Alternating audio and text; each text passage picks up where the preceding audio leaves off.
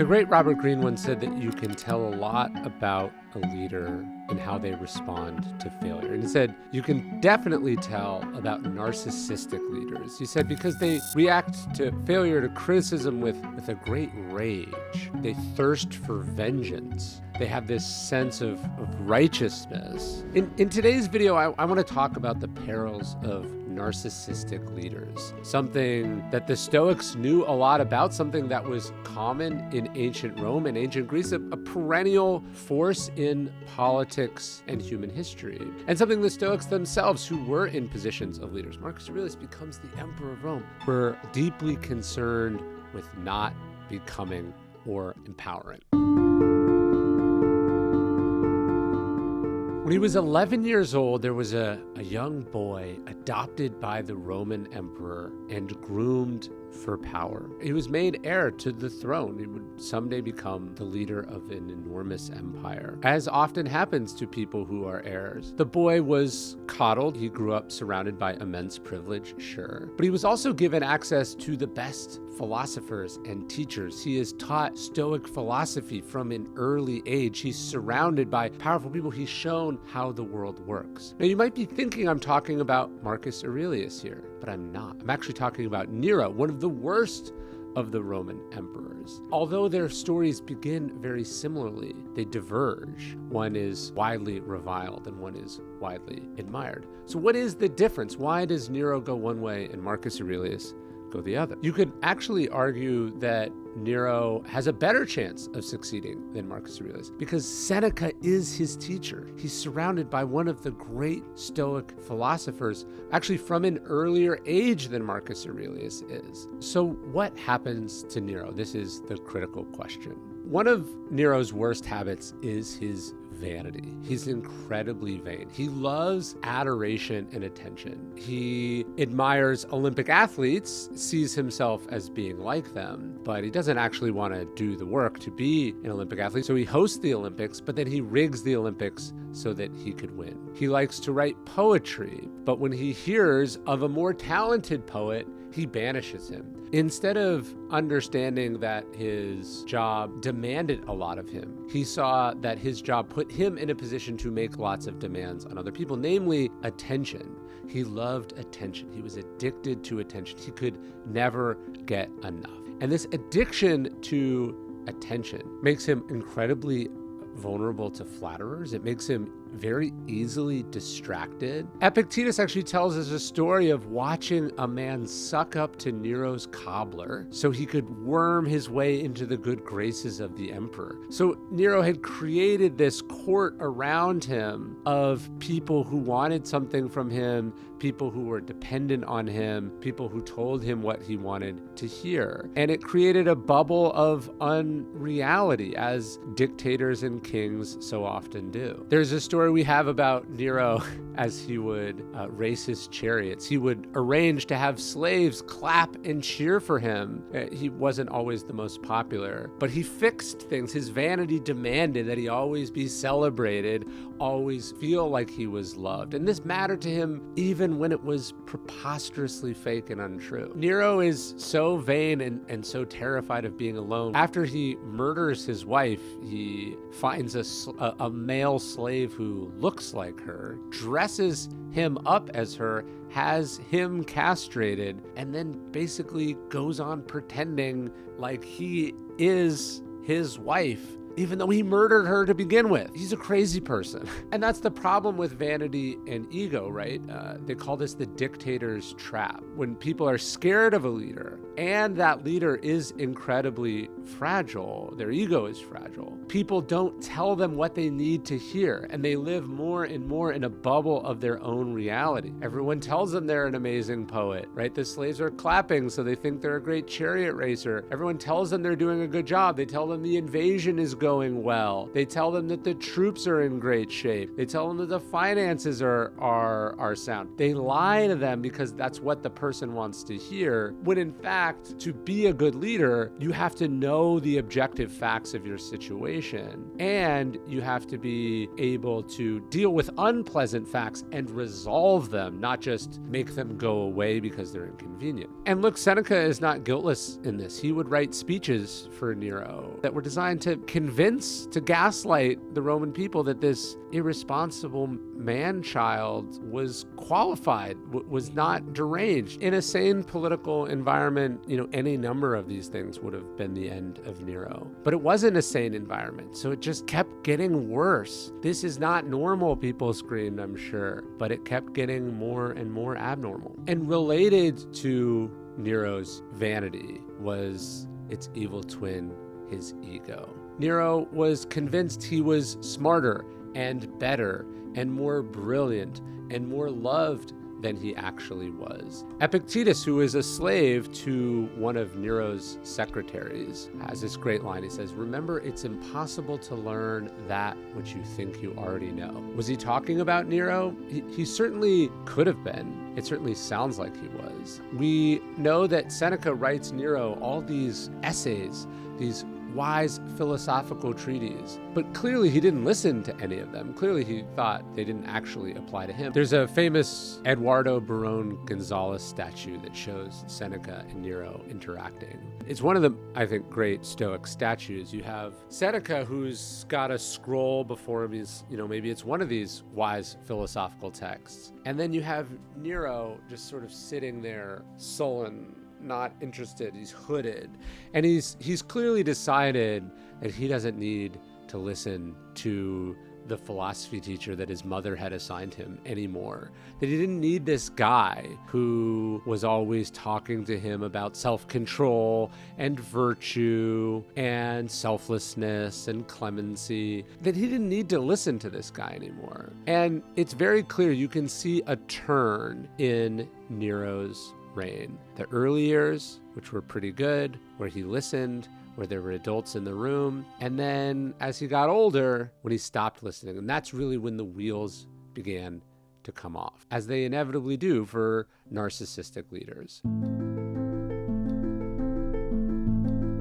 The great biographer of power, Robert Caro, talks about how power doesn't corrupt. He says that's too simple. He says what it does is it reveals. He says power doesn't corrupt, power reveals. And what we see in Nero is not, the easy narrative of Nero is that he is corrupted as he gives power, but it's actually more a process of the varnish coming off, the real Nero emerging. As Nero stops listening to his advisors, as he gets rid of his mother, as he dispatches anyone and everyone who could tell him what to do, the real Nero comes out.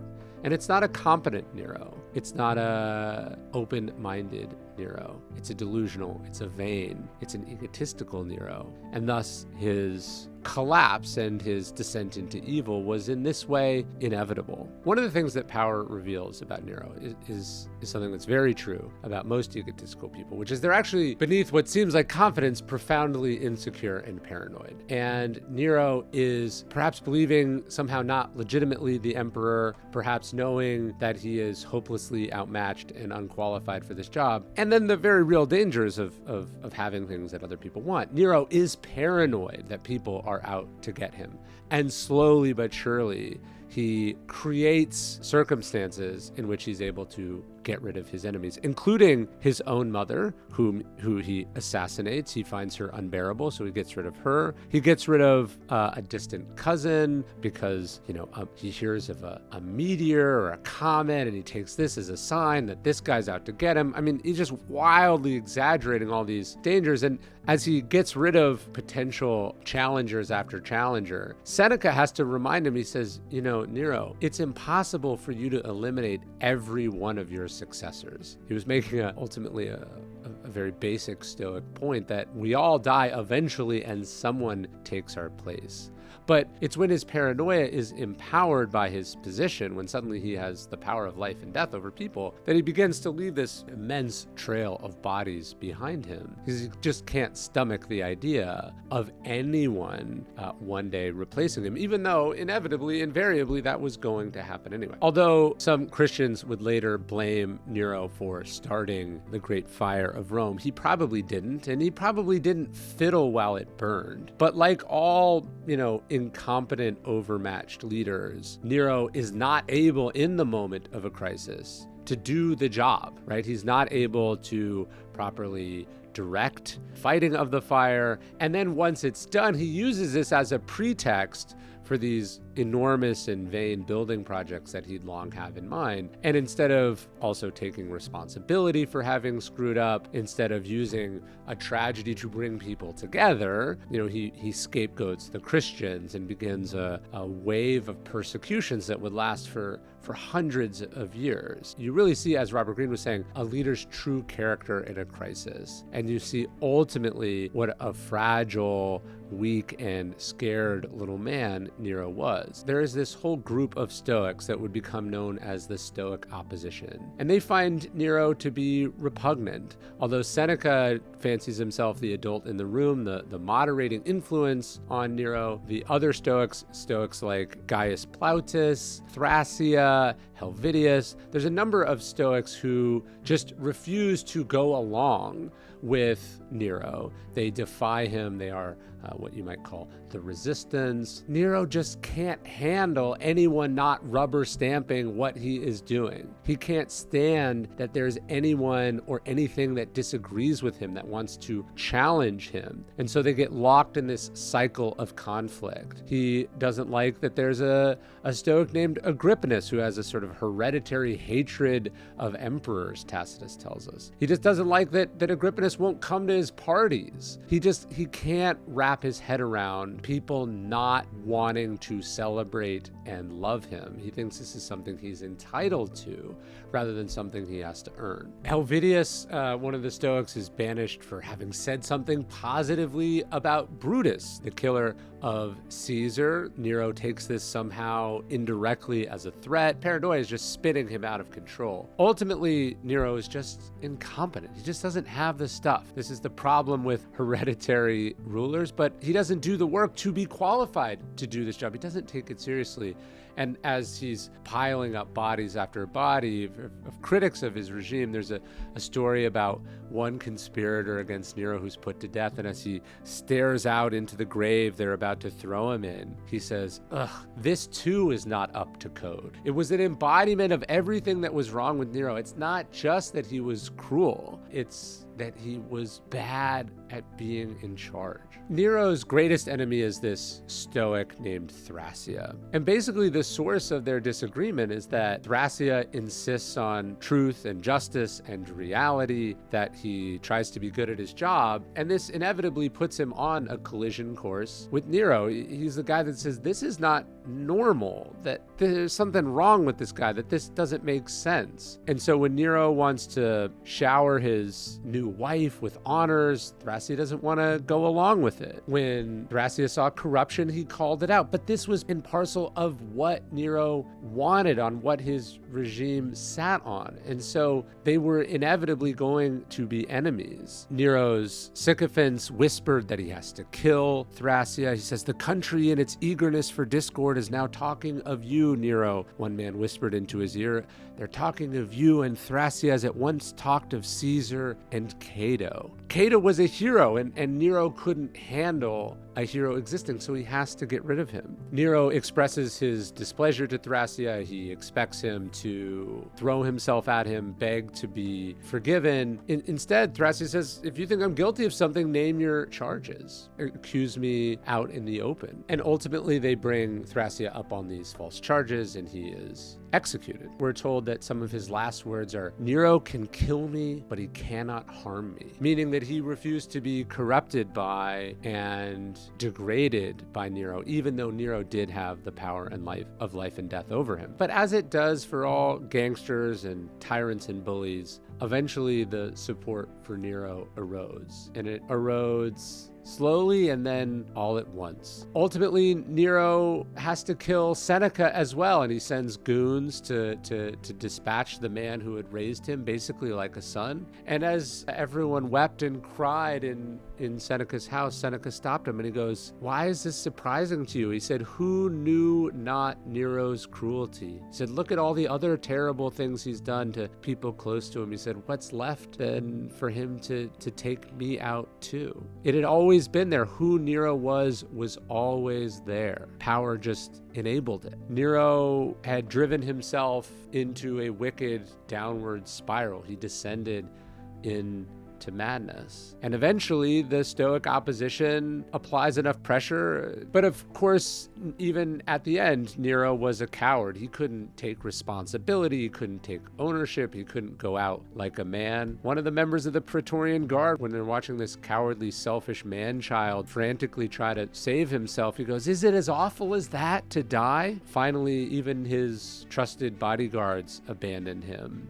And facing what would have been a horrendous death sentence, he would have been tied to a tree and then beaten to death with rocks, and then his corpse would be thrown off a cliff. This is a form of death reserved for the very worst of the Romans. Nero decides finally to commit suicide. He can't do it himself. He's too weak, too timid. Finally, he has Epictetus's boss finish the job for him. And as he shoves the knife in to end Nero's life, Nero's last words are, this is loyalty. It's the deranged final words of a man who prioritized the wrong things from the get-go, who didn't know it was important, who wouldn't have known virtue if it's staring at him in the face, whose reign was going to end no other way than in violence and shame and incompetence. The Stoics would say character is fate. Nero had bad character. Of course it was going to end this way. This is what narcissistic leaders do. They destabilize. They jeopardize. Everything they touch tends to die.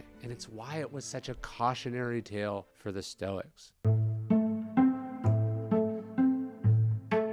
Now, maybe this all sounds very distant to you. You know, a feature of the past. You've got this hereditary emperor, this totally unqualified, vain, egotistical, delusional, paranoid man in a position of power, ruling over an immense empire with, Stoic philosophers as his advisors, right? That's a feature of antiquity, but you could flash forward to 2016. Donald Trump is elected president, and two of his advisors are General James Mattis and General H.R. McMaster. I've interviewed General McMaster on this podcast.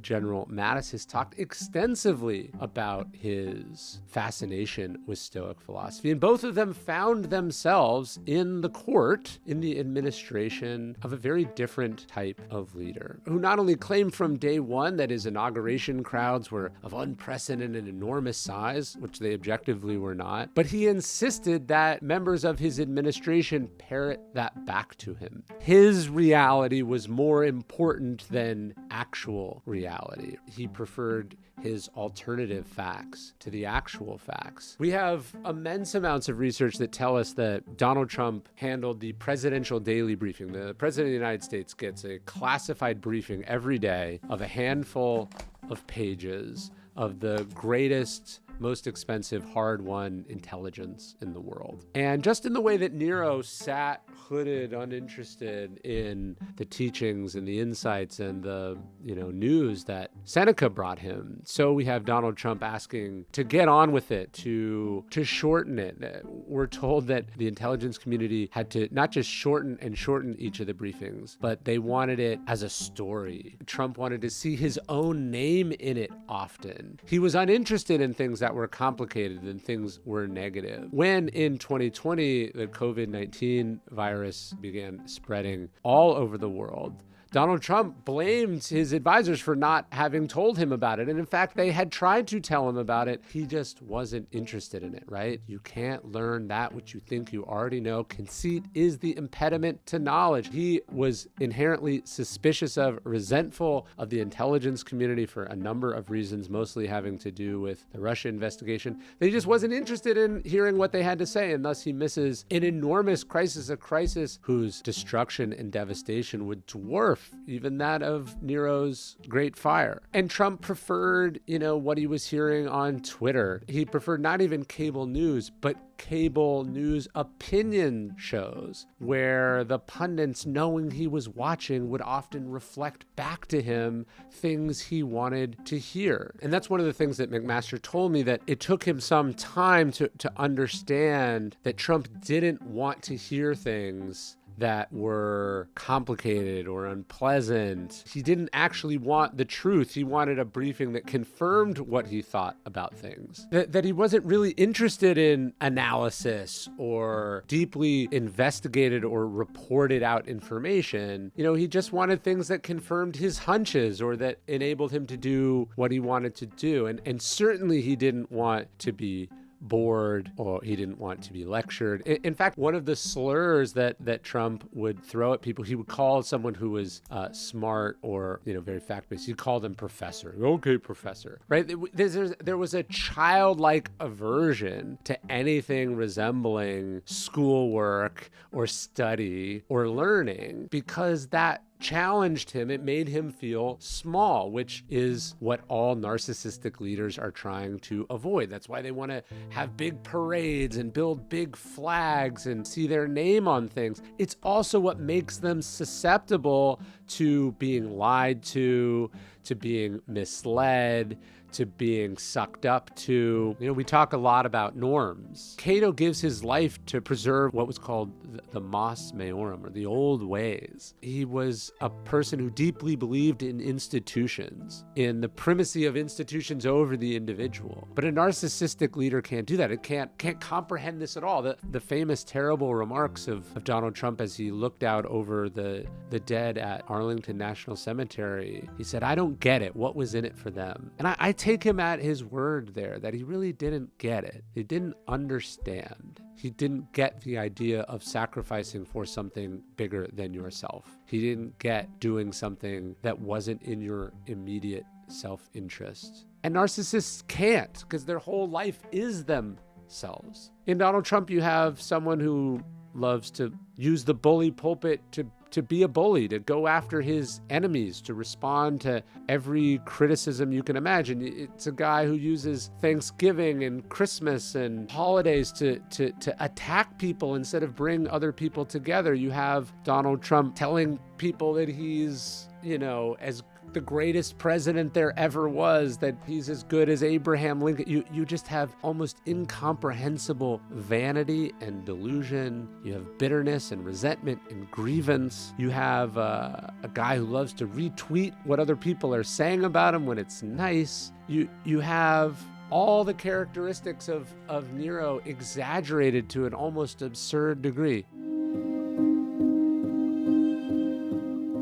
And all this tees up one of the most inexcusable things that a leader, certainly an American president, has ever said, which Trump said at a press conference during the middle of the pandemic. No, I don't take responsibility at all, because you can't say that. The job of the leader is to take responsibility. Truman said the buck stops here. A narcissistic leader, though, as Robert Greene was talking about, can't do that, because to accept responsibility would mean to accept something negative about themselves. They are constitutionally averse to admitting error, to apologizing, to understanding that the effect of something they did was negative on someone else. And this is why they can't learn, why they can't grow, why they can't not make that mistake again. Both Mattis and McMaster end up kind of like Seneca, pushed to the side at some point because they wouldn't play ball. McMaster said they had a real frank conversation. He had to go, I'm not your guy. Like, I can't do this thing that you wanted. He was like a Thracia,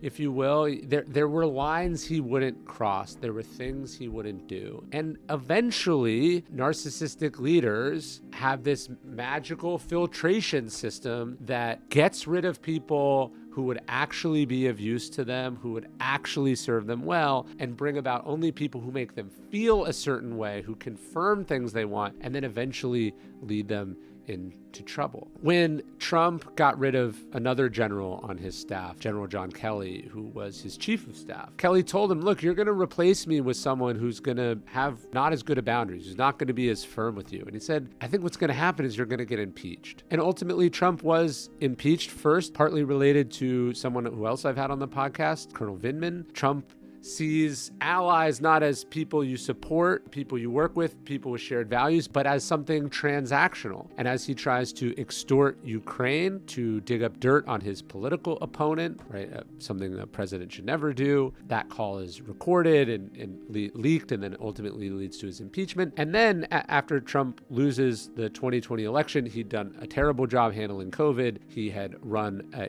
disorganized, dysfunctional campaign that was sort of the full height of his delusion and insanity because all the good people had been purged. He fundamentally could not accept that he had lost that election. He becomes a modern day Catiline. We've talked a lot about the Catiline conspiracy here. This is a seminal moment in the lives of Cicero and Cato, some of the earlier Roman Stoics who watched as a populist demagogue loses an election. He loses to Cicero, and he just can't accept this. He can't imagine this upstart, this representative of everything he hates and loathes, that is Cicero, would beat him, that Catiline attempts to get this mob to overthrow the results of the election, which is precisely what happened on January 6th. After endless lies and misinformation and an attempt to bully his vice president into not certifying the election, this mob storms the Capitol, and they stormed it wearing shirts celebrating the Holocaust, waving Confederate flags, macing and beating police officers, killing some of them, chanting, "Hang Mike Pence." It was a heinous, disgusting, and dark moment in American history. Especially dark when you know that another American president, George Washington, who was so inspired by the example of Cato, so fearful of a Catiline, that Washington, when he hears that a group of disgruntled soldiers who had not been paid by the Continental Congress, when he hears that they are plotting to overthrow the government, Washington intervenes and he gives this speech. He saves America from such a conspiracy, such a mob. And on that day, on January 6th, Donald Trump not only encourages that mob, but once it spins wildly out of control, he dallies. Like Nero during the Great Fire, where is Donald Trump for those hours on January 6th when he could have said something, when he could have stopped something? I've had two guests on this podcast. I've had one of them, Congressman Mike Gallagher, a Marine Corps veteran, talked about being trapped in his office on January 6th and having to consider grabbing his Marine Corps sword off the wall to defend his staffers. He goes on live television and tells Donald Trump to call off this mob, to call off your goons. Mr. President, you have got to stop this. You are the only person who can call this off. Call it off. But Donald Trump doesn't do that. And when another guest on this podcast, when Congressman Adam Kinzinger, who sits on the January 6th Commission, where they hear hours and hours of testimony about how this riot and this mob unfolded, as he's staring out over this group of heroic Capitol police officers, he begins to tear up. And what does Donald Trump do? Donald Trump calls him crying Adam. He laughs at him because he can't accept the reality, the responsibility for the thing that he did. Chrysippus, one of the great Stoics, would say, if I wanted to be part of the mob, I would not have become a philosopher. A Stoic has an aversion to demagoguery, to populism, to riling the people up, because they're aware that once that happens, it's very hard to bring it back and can lead to dangerous, destructive, terrible things. Political violence was ultimately the end of the Roman Republic. It didn't happen in one swoop. It was a series of escalating bits of political chaos and violence. And the Stoics knew that a leader who would try to incite and direct that violence could not be trusted with power. And Trump, like Nero, was enabled. Seneca was a contributor. I mean, there's a fine line between being a moderating influence and being an enabler. And, different people have opinions on Mattis and McMaster. There's a great line in the novel The Blood of the Martyrs by Naomi Mitchison, which is actually about Nero's Rome and its persecution of the Christians. She has Seneca's brother say, "We've spent our lives serving the kind of state no decent man ought to serve." And he says, "And now we're old enough to see what we've done." We talked about Nero and how Nero was revealed to be someone woefully unqualified for power, as Trump has as well. But I said that Marcus Aurelius had a similar arc, that Marcus Aurelius is selected by the Emperor Hadrian. He is groomed for power. He is trained to take the same job as Nero. He is introduced to Stoic philosophy. He is taught by the greatest teachers. He is given job after job, position after position. He becomes incredibly famous and important. And yet, he is not revealed to be a narcissist. He does not reveal himself to have a rotten core or a bad soul. But it's also because he worked at it. He says you have to fight to be the person that philosophy tried to make you. He writes in Meditations about being careful not to be Caesarified, not stained purple by the cloak of the emperor. That's the kind of leader that we have to elect, but it's also, more importantly, the leader we have to try to aspire. Narcissism, ego, vanity, these things will be the death of us, and they will also be the death of the institutions that we cherish and the freedoms that we so often take for granted. One of Lincoln's great early speeches was against what he called the mobocratic spirit, that sort of angry mob that wants to tear things down, that wants to attack people and things, that can't stand not getting its way. And look, today we are threatened by such a mob. As citizens, as decent human beings, as lovers of justice, of truth, we can't accept that. We can't tolerate leaders who want to foster that. We can't accept or endorse political violence. We can't cater or join the mob. We have to stand apart from it, as the Stoic opposition did. We have to demand virtue from our leaders. And anyone who is that type of leader should be exiled, should not be canceled. They should be exiled, as the Romans and Greeks did so long ago.